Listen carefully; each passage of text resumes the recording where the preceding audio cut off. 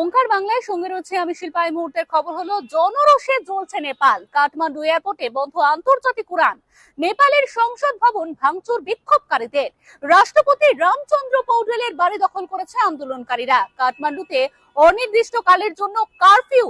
এই পরিস্থিতিতে নেপালের প্রধানমন্ত্রীকে পদত্যাগ করতে বলেন সেনাপ্রধান। নেপালের সংবাদ মাধ্যম সূত্রে খবর, অবশেষে মঙ্গলবার দুপুরে প্রধানমন্ত্রীর পদ থেকে ইস্তফা দিলেন কেপি শর্মা ওলি। অগ্নিগর্ভ নেপাল, পরিস্থিতির দিকে নজর রাখছে ভারত সরকার।